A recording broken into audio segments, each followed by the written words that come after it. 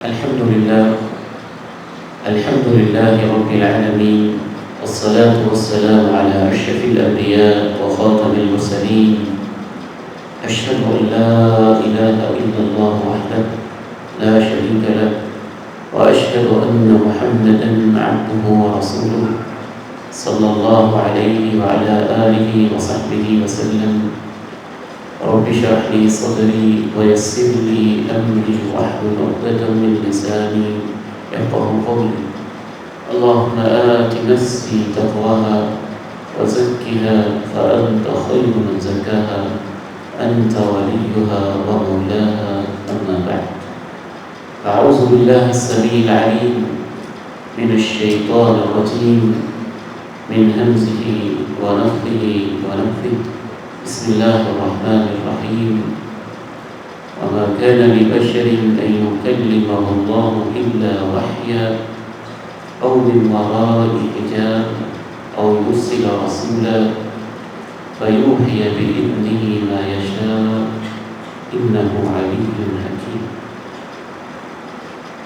وكذلك أوحينا إليك روحا من أمرنا ما كنت تدري ما الكتاب ولا الإيمان ولكن جعلناه نورا نهدي به من نشاء من عبادنا وإنك لتهدي إلى صراط مستقيم.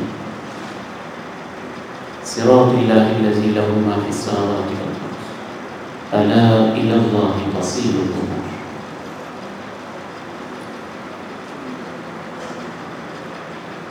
جناب ابو ذر رضی اللہ تعالی عنہ موت و حیات کی کشمکش میں امام حاکم نے مستدرک میں، ابن حبان نے صحیح میں اس روایت کو بیان کیا، وحسنہ الالبانی رحمہ اللہ. تو موت و حیات کی کشمکش میں ان کی اہلیہ ان کے سرہانے بیٹھے رو رہی تھی. آپ کہتے ہیں میں روکی، کیوں روتی ہوں؟ نہ جانے کیسے کیسے خیالات ان کے ذہن کے دریچوں سے ٹکراتے ہوں گے اور ان کے دل کو بے چین و مضطرب کرتے ہوں گے. کہ صحرا ہے، کفن دفن کا انتظام بھی نہیں ہے، سر کا تاج رخصت ہو رہا ہے، میں اکیلی جان کے انتظامات کیسے کروں گی؟ جناب ابو ذر رضی اللہ تعالی عنہ کہتے ہیں رونے کی کوئی بات نہیں ہے. ہم لوگ بیٹھے ہوئے تھے، اللہ کے پیارے نبی علیہ الصلوۃ والسلام نے ہمیں کہا تھا کہ تم میں سے ایک شخص ایسا ہے یموتن بفلاۃ من الارض، وہ ایک صحرا میں اس کی موت آئے گی، یمر علیہ نفر من المسلمین، مسلمانوں کا ایک گروہ اس کے پاس سے ان کا گزر ہوگا اور وہ اس کے کفن اور دفن کا انتظام کریں گے. حجیت حدیث کے حوالے سے بعض دفعہ صحابہ کی زندگیوں سے مسئلہ بہت نکھر کے سامنے آتا ہے، اور خصوصاً ایسے فورم پہ جہاں طلبہ بھی ہوں، علماء بھی ہوں اور پبلک سے متعلقہ لوگ بھی ہوں. میں اس چیز کو بہت بہتر سمجھتا ہوں کہ شبہات وارد کرنے کی بجائے ٹوٹ اور کلیئر ذہن سازی کی جائے. جناب ابو ذر نے اللہ کے نبی علیہ السلام سے قرآن کی آیت سنی تھی یا حدیث؟ تھوڑے سے الفاظ. صحابہ بیٹھے ہوئے تھے، آپ نے کہا تم میں سے ایک شخص ایسا ہے صحرا میں اس کی موت آئے گی، لوگوں کا ایک قافلہ اس کے پاس سے گزرے گا اور وہ اس کے کفن اور دفن کا انتظام کریں گے. یہ حدیث سنی، ذہن و قلب میں مرتسم ہوئی، حجیت تو کیا یقین کی ایسی کیفیت پیدا ہوئی کہ ظاہری حالات سازگار نہیں ہیں صحرا میں ہیں، کوئی شاہراہ عام پہ نہیں ہے، کٹیا ہے، موت و حیات کی کشمکش میں ہے، اور یقین کی کیفیت ایسی ہے، اپنی اہلیہ سے کہتے ہیں کہ میں نے جب پیغمبر سے یہ حدیث سنی تھی، جتنے لوگ ہم بیٹھے ہوئے تھے، میرے سارے کے سارے ساتھی جو اس مجلس میں موجود تھے، ایک ایک کر کے اللہ کے پاس جا چکے ہیں، ان میں سے کسی نے صحرا کے اندر وفات نہیں پائی ہے، ان میں سے اکیلا میں ہی بچا ہوں، مجھے یقین ہے یہی میری موت آئے گی، اور مجھے یہ بھی یقین ہے تو پریشان نہ ہو، قافلہ آئے گا، اور مجھے یہ بھی یقین ہے وہ میرے کفن اور دفن کا انتظام کرے گا۔ جاؤ دیکھو تو صحیح، قافلہ آتے ہوگا، دیکھو تو صحیح۔ وہ عورت ذات ہے، کہتی قافلہ، وہ جاج کے قافلے تو کب کے جا چکے، ان کی واپسی پہ، ان کی آمد و رفت پہ، ان کے آنے کی توقع تھی، وہ تو کب کے جا چکے۔ کہتے ہیں ما کذبت ولا کذبت، کیا میں تم سے جھوٹ کہہ رہا ہوں؟ میں نے اللہ کے پیغمبر سے سنا ہے، نہ میں جھوٹ بول رہا ہوں، اور جس ہستی سے سنا ہے میرا ایمان کہتا ہے، یہ کیسے ہو سکتا ہے کہ ان کی بات غلط ہو جائے؟ دیکھو تو صحیح، قافلے آتے ہوں گے۔ گئی، چکر لگایا، بالاختصار آخر کار چند لوگ نظر آئے اور ان سے کہا، ایک شخص موت و حیات کی کشمکش میں ہے، کیا تم میرے ساتھ اس کے پاس پہنچ سکتے ہو؟ کون؟ ابو ذر، صحابی رسول ابو ذر، ان پہ ہمارے ماں باپ قربان ہو جائیں، ان سے ملنا تو ہمارے لیے سعادت۔ وہ پہنچے، جناب ابو ذر نے جان آفرین کے سپرد کی، اور اللہ کے پیغمبر کی حدیث پہ یقین کی کیفیت منو ان یوں پوری ہوئی کہ انہوں نے ہی کفن اور دفن کے انتظامات بھی کیے۔ حجیت حدیث تو ایک مسلمان کا مسئلہ ہے نہیں۔ مسلمان ہو اور وہ یہ سوچے کہ اللہ کی پیغمبر کی حدیث میرے لیے ماننا ضروری ہے کہ نہیں، وہ مسلمان ہو کیسے سکتا ہے؟ اس نے پیغمبر کو پیغمبر مانا کس معنی میں؟ صحابہ کرام کی کیفیت تو یہ تھی، صحیح بخاری کی یہ حدیث ذرا اس کو اس ریفرنس سے دیکھیے کہ حدیث کی اتھینٹسٹی، اس کی کنفرمیشن، اس پہ یقین و ایمان کی کیفیت، اس کا واجب الاتباع ہونا، اس کا ایک ایتھارٹی ہونا، حجیت اس کا ایک ڈیوائن لا ہونا کہ اللہ کا نازل کردہ پیغام ہے جو اس نے اپنے پیغمبر پہ اتارا ہے، اور پیغمبر نے اپنے انداز میں لوگوں کے سامنے اس کو بیان کر دیا ہے۔ صحابہ کی کیفیت تو یہ تھی، صحیح بخاری کی حدیث کہتی ہے کہ آپ نے حضرت مقداد، جناب علی رضی اللہ تعالی عنہ اور 3 صحابہ کو روانہ کیا، جاؤ، ایک عورت ہے، روضۃ خاخ جگہ کا نام ہے، وہاں وہ ہوگی، وہاں تمہاری اس سے ملاقات ہوگی، وہاں وہ موجود ہوگی، اس کے پاس ایک خط ہے اور میرے پاس لے کے آؤ۔ یہ قرآن کی آیت تھی یا حدیث؟ آپ کی بات تھی، آپ نے کہہ کے روانہ کر دیا۔ جب آپ نے روانہ کیا، یہ صحابہ روانہ ہو گئے، ان کو یقین تھا کہ اسی جگہ پہ ملے گی، ان کو یقین تھا عورت ہوگی، ان کو یقین تھا کہ اس کے پاس خط بھی ہوگا۔ اسے کہا خط نکالو، یقین کی کیفیت دیکھی، خط نکالو۔ میں خط میرے پاس تو ہے نہیں، میں کہاں سے نکالوں؟ یقین کی کیفیت ایسی ہے، کہا نکالتی ہو او لنجردن ثیابک، یا ہمیں کچھ اور کرنا پڑے گا، نکالتی ہو کہ نہیں؟ یقین کی کیفیت ایسی، حدیث کے اوپر ایمان ایسا، حجیت کا انداز ایسا کہ بظاہر نظر نہیں آ رہا، تلاشی لی ہے، کچھ ملا ہی نہیں، لیکن کہا ملے گا خط، پیغمبر نے کہا تیرے پاس موجود ہے نکالو. وہ اپنے بالوں کی منڈیاں کھولتی ہے اور اس میں سے خط پیش کر دیتی ہے. یہ حدیث پہ ایمان اور یقین کی کیفیت تھی صحابہ کرام رضی اللہ عنہم اجمعین کی. آپ کا کیا خیال ہے کہ حجیت کے بغیر ہی وہ آپ پہ جانے نشاور کر رہے تھے, ایک ایک کلمے کی حفاظت کر رہے تھے, ایک ایک بول کو حفظ جان بنا رہے تھے, اپنی زندگی میں لاگو کر رہے تھے, خون کے آخری قطرے تک قربان کر رہے تھے, میدان جہاد سجا ہوا ہے اور آپ بس اپنی زبان سے ایک لفظ ایک جملہ بولتے ہیں ہلومو او قومو الی جنہ ارضها السماوات والارض. میرے صحابہ جنت تمہارے انتظار میں ہے, اٹھو نا اس کے لیے جس جنت کی چڑھائی میں زمین و آسمان سمٹ جائیں گے. عمیر ابن الحمام کہتے ہیں بخیل بخیل واہ کیا کہنے کیا کہنے کیا کہنے. آپ کہتے ہیں کس چیز پہ واہ واہ کر رہے ہو؟ کہتے ہیں جنت جس کی چڑھائی میں زمین و آسمان سمٹ جائیں گے. ان کو یقین ہو جاتا ہے کہ جنت تو میرے انتظار میں ہے.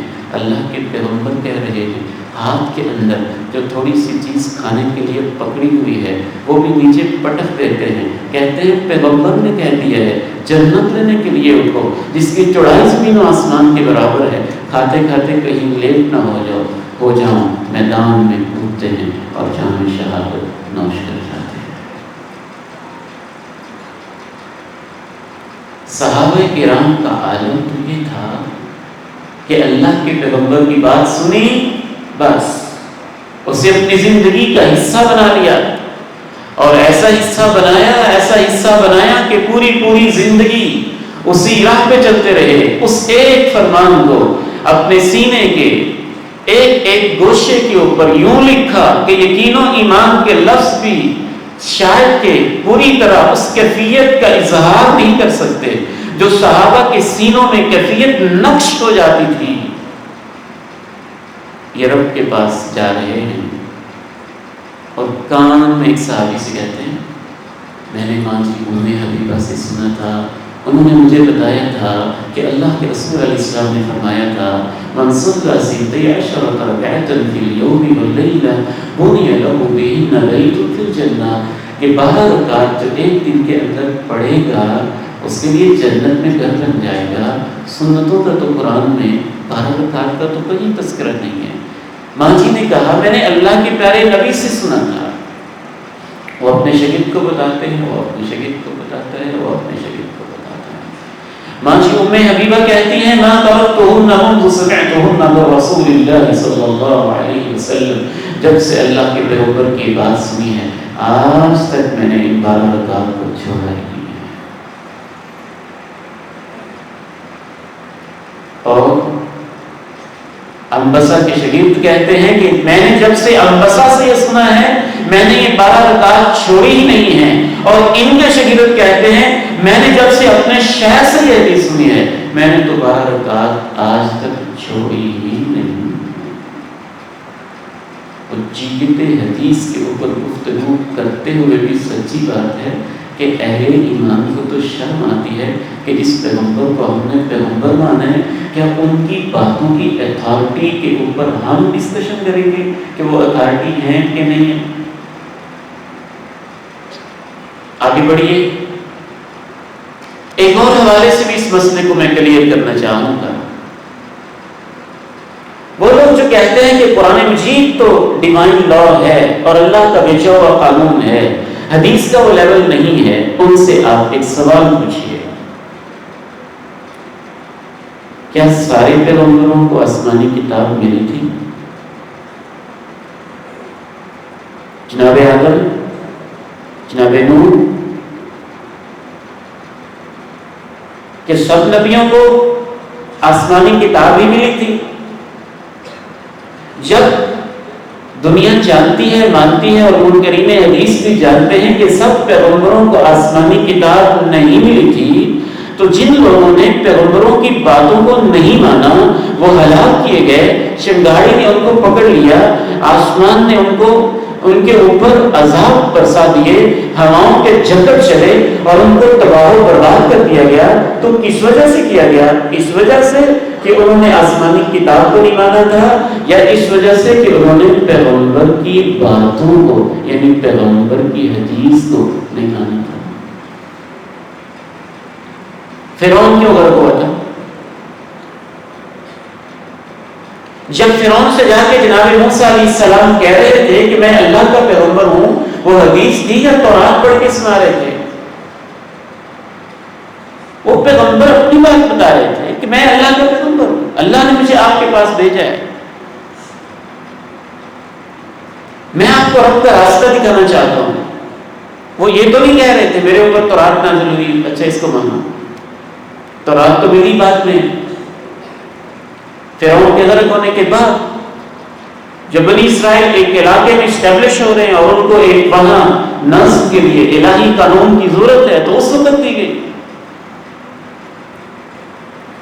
تو ایک تو میں نے اس حوالے سے اس موضوع کو آپ کے سامنے اور اپنے ہر بھائی کے سامنے، بہن کے سامنے، بیٹے کے سامنے، بیٹی کے سامنے کہ خامخواہ لوگ الجھا دیتے ہیں، پتہ نہیں کیسا مسئلہ ہے یہ تو ہمارے ایمان کا مسئلہ ہے، یہ تو ہمارے عقیدے کا مسئلہ ہے، ہم تو ایک لمحے کے لیے یہ سوچ بھی نہیں سکتے اور سوچنا بھی کفر سمجھتے ہیں۔ پیغمبر کی بات ہو اور میں کہوں پتہ نہیں میرے لیے ماننا ضروری ہے کہ نہیں، مجھے ماننی چاہیے کہ نہیں۔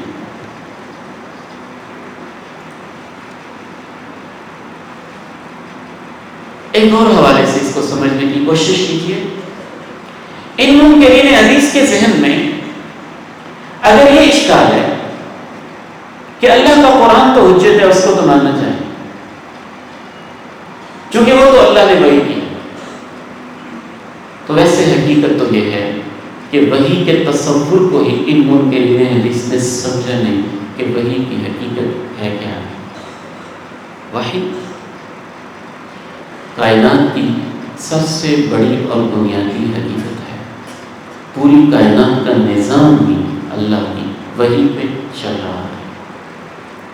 شہد کی مکھی مسدس کے زاویے بنا رہی ہے، رس چوس رہی ہے اور لاکھوں اڑانے بھر رہی ہے، اس کے اندر ان بلٹ وحی کا ایک سسٹم ہے جس کو ہم فطری وحی کہہ سکتے ہیں۔ اس کے سافٹ ویئر کے اندر اللہ کی وحی کے ذریعے سے اس کی نیچر میں یہ سارا سسٹم اللہ نے رکھ دیا ہے، اور اس وحی کی برکت ہے جو اللہ نے ایک مکھی کے بیجے کے اندر رکھ دیا ہے اور مکھی کے سسٹم کے اندر رکھ دیا ہے۔ اس طرح کے مسدس کے زاویے کی طرح کے شہد کے چتے آج کا انجینئر بھی نہیں بنا سکتا ہے جس طرح شہد کی مکھی بناتی ہے، اور وہ پورا سسٹم ڈیولپ نہیں کر سکتا ہے جس طرح شہد کی مکھی کا انداز ہوتا ہے۔ وَأَوْحَىٰ رَبُّكَ إِلَى النَّحْلِ أَنِ اتَّخِذِي مِنَ الْجِبَالِ بُيُوتًا وَمِنَ الشَّجَرِ وَمِمَّا يَعْرِشُونَ، تیرے رب نے اس شہد کی مکھی کی طرف یعنی بائی نیچر ہی فطرت کے لحاظ سے اس کے سافٹ ویئر میں، اس کے نیچر میں، اس کے سسٹم میں وحی کا نظام ایسا رکھا ہے کہ اس کے تحت وہ سارا کچھ کر رہی ہے۔ پوری کائنات کا نظام وحی کی بنیاد پہ چل رہا ہے۔ آسمان اللہ سے اشارے پا کے چلتے ہیں، زمین کا نظم اللہ کے اشاروں سے چلتا ہے، سورج کا طلوع و غروب اللہ کے اشاروں سے چلتا ہے۔ فرق صرف یہ ہے کہ جب اللہ رب العزت بندوں کو سمجھانا چاہتا ہے تو بعض دفعہ تو اللہ نبیوں کے علاوہ عام بندوں کے دل میں بھی ایسی بات ڈال دیتا ہے کہ عام بندے کو بھی یقین سا ہونے لگتا ہے کہ جو اللہ نے بات ڈالی ہے یہ اللہ کی طرف سے، اس کو ہم الہام کہتے ہیں۔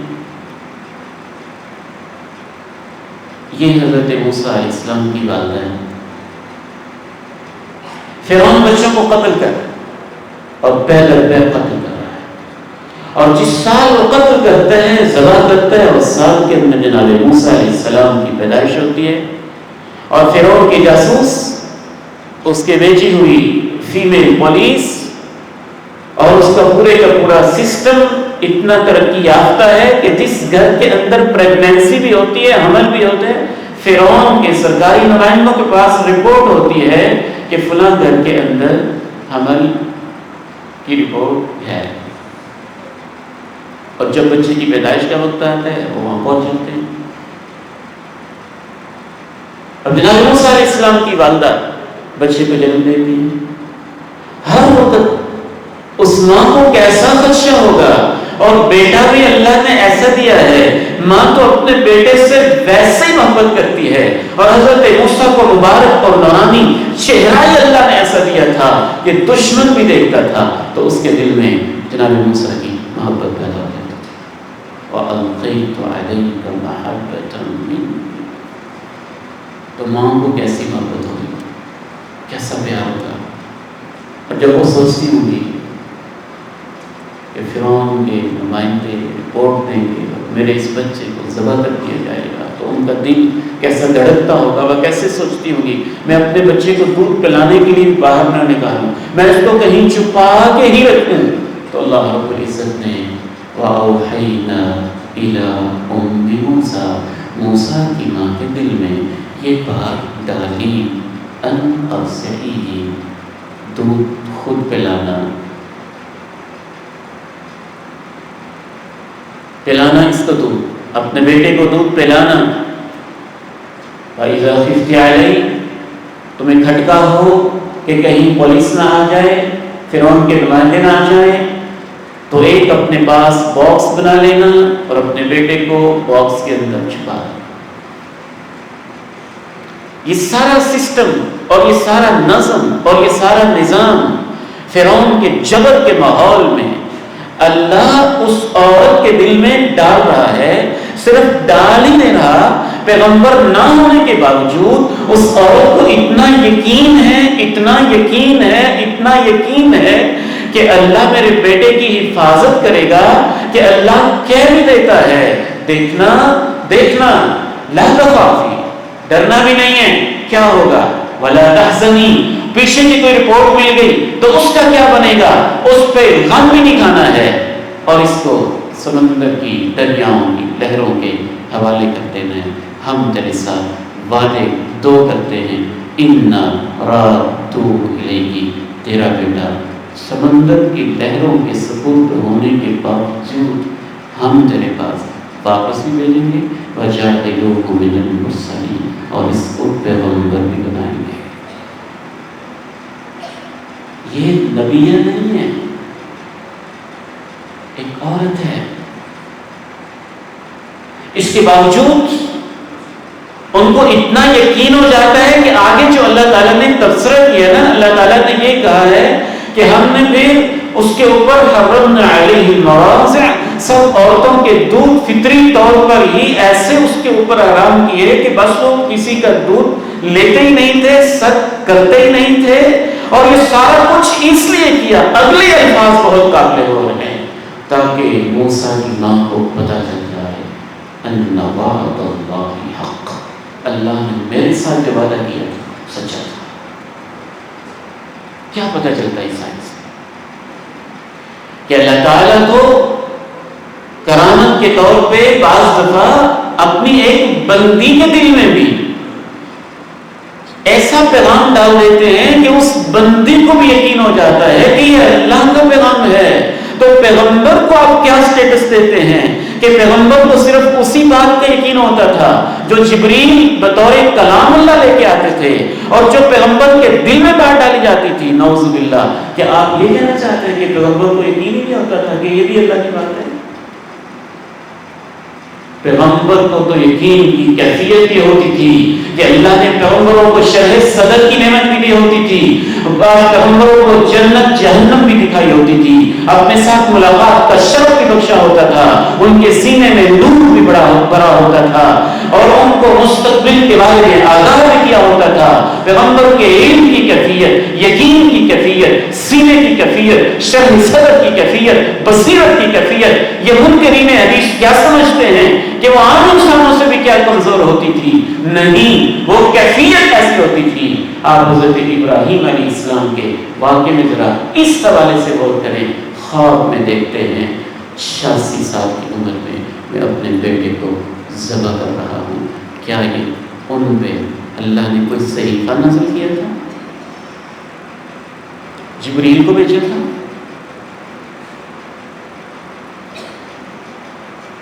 حدیث ہی تھی، وحی کا انداز ہی تھا.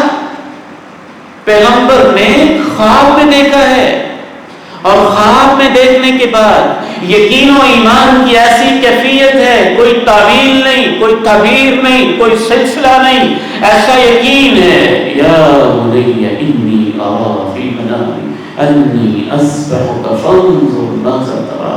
بیٹا میں خواب میں تیری گردن پہ چھری چلا رہا ہوں. اور بیٹا کیا کہتے ہیں؟ خواب میں دیکھا ہے تو انہیں حدیث تو توجہ ہوتی نہیں، مجھے کیوں ذبح کر رہے ہو؟ کوئی منکر حدیث ہوتا تو شاید اس طرح کی کوئی تعویل نہیں کرتا. بیٹا جو الفاظ استعمال کرتا ہے قابل غور ہیں. یا ابت افعل ما تؤمر، وہ کرو جو اللہ نے حکم دیا ہے. تو جناب اسماعیل اپنے باپ کے خواب کو کیا کہتے ہیں؟ اللہ نے جو حکم دیا وہ کرو.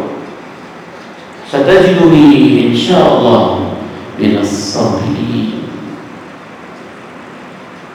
ایک اور حوالے سے بھی میں آپ کو یہ بات سمجھانا چاہوں گا تاکہ آپ کو شرح صدر ہو جائے کہ حجیت حدیث تو ایک مسلمان کا مسئلہ ہوتا ہی نہیں. ہاں ایک علمی دنیا میں، کتابوں کی دنیا میں شاید وہ نفسیاتی مریض ہیں، یا ان کو کیا مسئلہ ہے، یا ان کے ذہنوں میں شیطان نے کیا وسوسے، کیا شبہات پیدا کر دیے ہیں. میں تو اتنے یقین اور ایمان کے ساتھ کہتا ہوں صرف کتابوں کی دنیا تک کوئی اس مسئلے کو ڈسکس کرنا چاہتا ہے تو کرتا رہے. ہم تو اپنی اسلامی تاریخ کی روشنی میں، بلکہ انسانی تاریخ کی روشنی میں جناب آدم سے لے کے آج تک یہ سمجھتے چلے آئے ہیں کہ اہل ایمان کو تو کبھی شک نہیں ہوا کہ پیغمبر کی بات ماننا ضروری ہوتا ہے، اور وہ بھی اللہ کی کلام ہے. قرآن سے ہم نے آج سمجھنا ہے کہ جو اللہ کا کلام قرآن میں محفوظ ہے، حدیث بھی اللہ کا کلام ہے، اور قرآن نے اس کو اللہ کا کلام کہا. دیکھیے ہماری مسلمانوں کی 1000 سالہ تاریخ میں صحابہ کا تو جو انداز تھا وہ آپ کے سامنے واضح ہے. بلکہ میں تو یہاں تک کہتا ہوں کہ پیغمبر کی حدیث کو تو پتھر بھی حجت سمجھتے تھے، جانور بھی حجت سمجھتے تھے، درخت بھی حجت سمجھتے تھے. جبل احد کو بھی پیغمبر کہتا تھا اثبت احد، تھم جا. تو احد پہاڑ ہی نہیں کہتا تھا. قرآن کی آیت لاؤ میں آپ کی کیوں مانوں، اور پہاڑ ہو کے رک جاتا تھا کہ پیغمبر کی حدیث آ گئی. کھجور کا خشک تنا بھی روتے روتے جب بچے کی طرح بلن کے رو رہا ہوتا تھا، اور پیغمبر اپنا ہاتھ اس پہ پھیرتا تھا. ما اضيف الى النبي من قول او فعل او تقرير او وصف خلقي او خلقي. محدثین کے نزدیک جو حدیث ہے، آپ کا ہاتھ رکھنا بھی حدیث تھا. آپ یوں پیار سے ہاتھ رکھتے ہیں، وہ بھی پہچان جاتا ہے پیغمبر کا ہاتھ رک جاتا ہے، تھم جاتا ہے.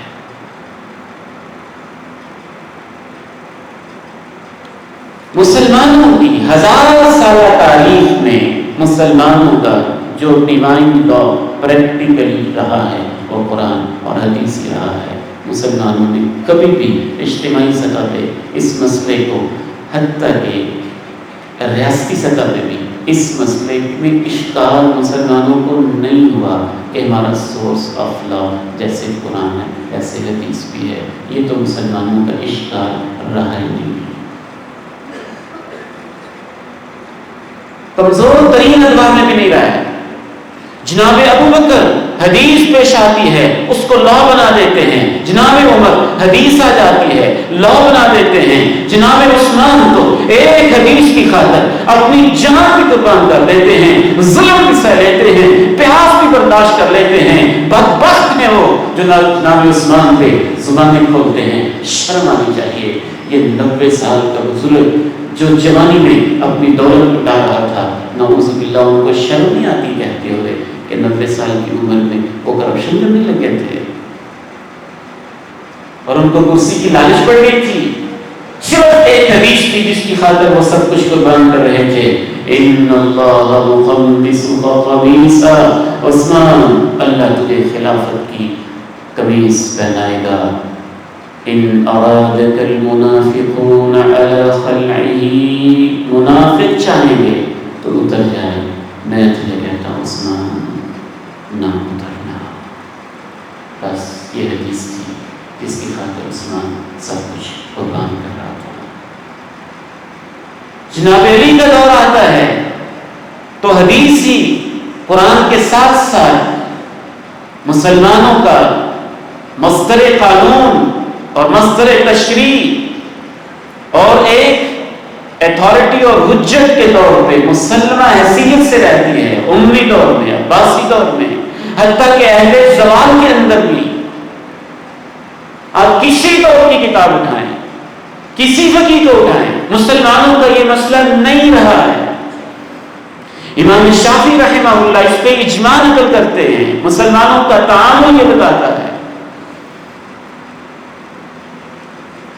ایک اور حوالے سے بھی اس بات کو ذرا سمجھنے کی کوشش کیجیے، اور وہ قرآن مجید کی یہ آیت ہے. ویسے تو قرآن مجید کی 30 سے اوپر آیات جن میں پیغمبر کی اطاعت کا حکم دیا گیا ہے وہ در حقیقت حدیث ہی کی حجت کو بیان کرتی ہے. ہمیں تو اس میں کوئی شک نہیں. اس آیت کے انداز پہ آپ نے خصوصی غور کرنا ہے. اور یہ جو سورہ مبارکہ ہے نا، وَمَا كَانَ لِبَشَرٍ أَن يُكَلِّمَهُ اللَّهُ إِلَّا وَحْيًا، اس سورہ کا جو مقصد نزول ہے مفسرین کے ہاں اور ماہرین قرآن کے ہاں یہ ہے قرآن مجید کے نزول کو ثابت کرنا. کیونکہ مشرکین مکہ جیسے منکرین حدیث کو حدیث کے وحی ہونے میں اشکال ہے، مشرکین مکہ کو قرآن کے وحی ہونے میں اشکال ہے. اور ان کا اشکال یہ تھا کہ ہم قرآن کو تب وحی مانیں گے پیغمبر ہماری آنکھوں کے سامنے آسمانوں پہ چڑھ کے جائے، آسمانوں پہ چڑھے، پھر وہ کتاب ملے، پھر ہم دیکھ رہے ہوں اور پھر لے کے آئے، پھر کہے یہ اللہ کا کلام ہے، پھر ہم مانیں گے یہ اللہ کا کلام ہے، ورنہ ہم قرآن کو بھی وحی نہیں مانیں گے. یہ انسانوں کو ایسے اشکالات رہے ہیں. تو قرآن مجید نے اس پس منظر میں یہ کہا مَا كَانَ لِبَشَرٍ، اور مَا كَانَ کا جو انداز ہے نا، المبالغہ فی الجحود. میں آپ کو خصوصاً کہنا چاہتا ہوں طلبہ علم کو، عربی زبان کو خصوصی مدد دیا گیا. سچی بات تو یہ ہے کہ ہر مسئلہ جس طرح قرآن سے واضح ہوتا ہے دنیا کی کسی کتاب سے واضح نہیں ہو سکتا ہے. وَمَا كَانَ لِبَشَرٍ، یہ ممکن ہی نہیں کہ کسی بشر کے ساتھ ان یکلمہ اللہ براہ راست کلام کریں الا وحیا. یہ آپ نے غور کرنا ہے، الا وحیا. اب نحوی صرفی لوگ جانتے ہیں کہ یہاں جو وحیا ہے نا یہ ہے الا کلام وحیا. بشر کے ساتھ اللہ کلام کرے گا تو اس کے کلام کا یہ انداز ہوگا کلاما وحیا، وہ وحی کے انداز میں کلام کرے گا. او من وراء حجاب، یا انڈائریکٹ ایسے کلام کرے گا کہ آواز آ رہی ہوگی، اللہ تعالیٰ کی رؤیت تو ممکن نہیں ہے، اور اس آواز پہ پیغمبر کو یقین ہوگا کہ یہ اللہ کا کلام ہے. صرف سمجھانے کے لیے کہتا ہوں کہ موبائل فون آپ رابطہ کرتے ہیں، آپ کو آواز آ رہی، بندہ تو آپ نہیں دیکھ رہے، آپ کو یقین ہو جاتا ہے فلاں بندے نے نمبر ڈائل. اللہ تو بہت عظیم ہستی ہے. او من وراء حجاب او یرسل رسولا، یا فرشتہ بھیج کر. تو یہاں اللہ کے کلام کی کتنی قسمیں بیان ہوئی؟ بول کے رہتا ہے کتنی قسمیں؟ 3. اب تینوں قسموں کے نام علیحدہ علیحدہ اسی ترتیب سے سمجھیں. وَمَا كَانَ لِبَشَرٍ أَن يُكَلِّمَهُ اللَّهُ، یہ ممکن نہیں ہے کہ اللہ تعالیٰ براہ راست کسی بشر سے کلام کرے. وہ اللہ کی ہستی ہے کہ بشر ہے، وہ اللہ کے کلام کو برداشت نہیں کر سکتا ہے. لِبَشَرٍ أَن يُكَلِّمَهُ اللَّهُ إِلَّا وَحْيًا، کرے گا تو وحی کے ذریعے کلام کرے گا. یہ پہلی صورت. اور میں وراء حجاب یا پردے کے پیچھے سے آواز آ رہی ہوگی اور اللہ کلام کر رہے ہوں گے، جیسے جناب موسیٰ سے اللہ کلام کی، جیسے بعض اہل علم کے مطابق معراج کے موقع پہ اللہ نے نماز فرض کی، بعض اہل علم کی. اور تیسری صورت او یرسل رسولا یا فرشتہ بھیج کر. تو قرآن مجید کو اللہ نے کیسے نازل کیا ہے؟ فرشتے کو بھیج کے. قرآن مجید کو کیسے نازل کیا ہے؟ فرشتے کو بھیج کے.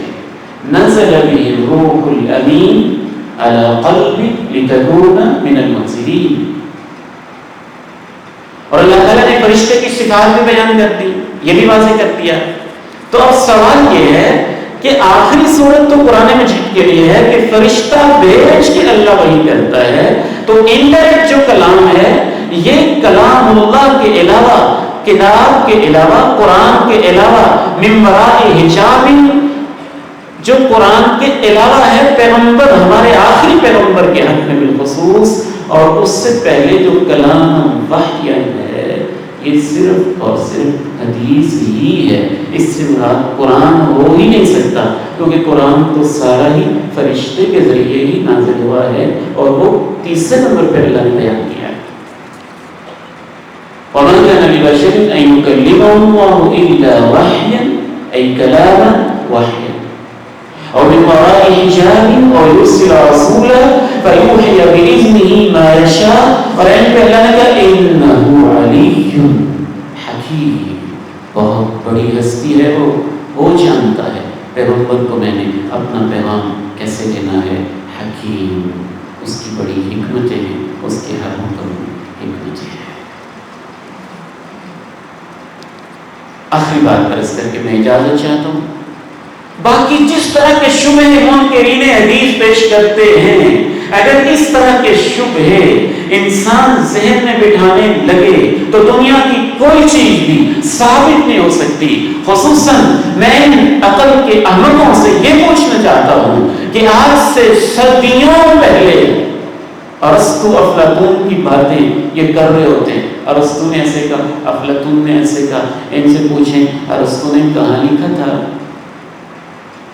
اس کی کتاب کی دلیل کیا ہے؟ کچھ نہیں پتا. بس ارسطو نے کہا ہے، افلاطون نے کہا ہے، ابن سینا نے کہا ہے، فلاں نے کہا ہے، فلاں نے کہا ہے. دنیا کے قدیم دور کے شعراء، ان کو بھی دنیا مان رہی ہے کہ یہ فلاں کا کلام ہے، فلاں کا کلام ہے.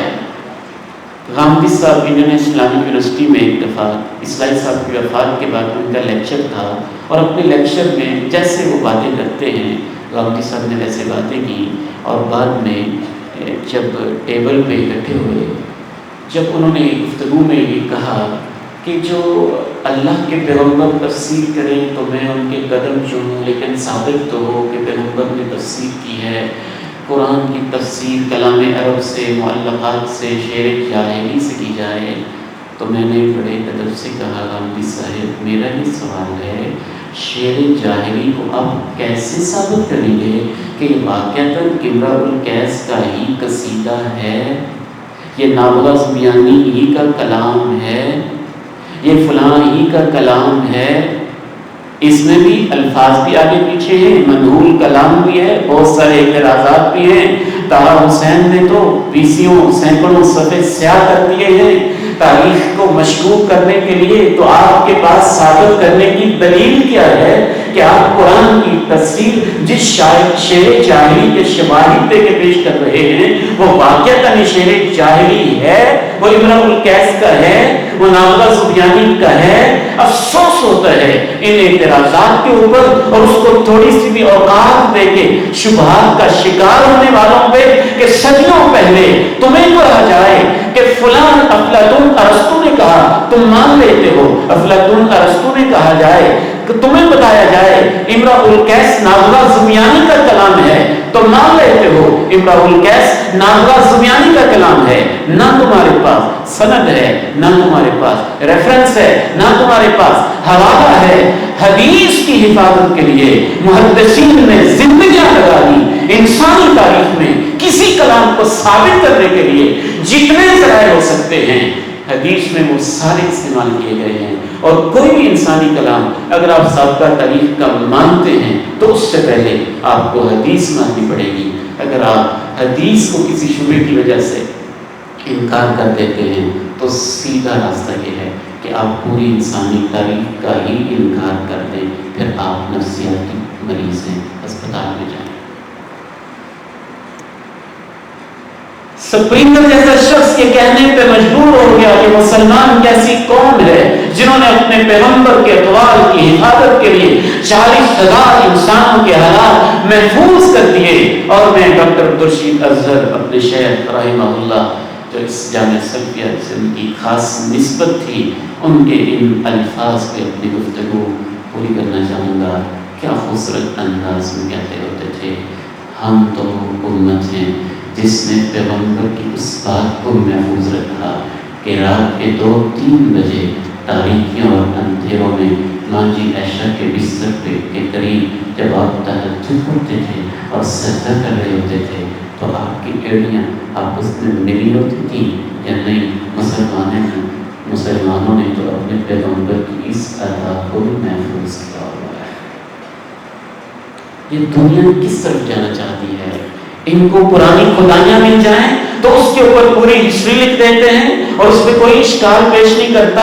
وہ خدائی ملی کہاں سے تھی، وہ خدائی کرنے والا کون تھا، وہ پتھر کہاں سے ملا تھا، وہ اوراق کہاں سے ملے تھے، وہ مخلوط کہاں سے ملے تھا، اس کو سائنٹیفکلی پروف کرنے کے انداز کیا ہو سکتے ہیں، اس کو بھی لوگ مان جاتے ہیں.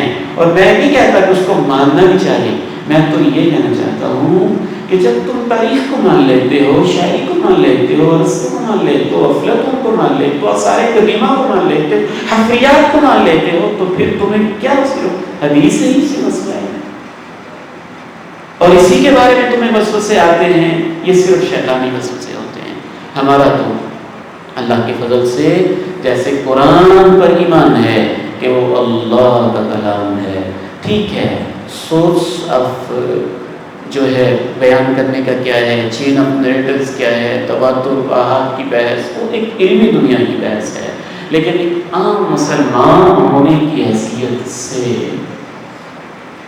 اگر میرے سامنے اقبال کا کلام پڑا ہو تو میں کسی سند کے بغیر، حوالے کے بغیر، مخطوط کو دیکھے بغیر آرام سے کہہ دیتا ہوں اقبال نے ایسے کہا اور دنیا مان بھی لیتی ہے، تو مجھے تو اس سے لاکھوں کروڑوں گنا زیادہ یقین ہوتا ہے جب صحیح بخاری کھول کے میں کہتا ہوں کہ اللہ کے پیغمبر نے یہ کہا.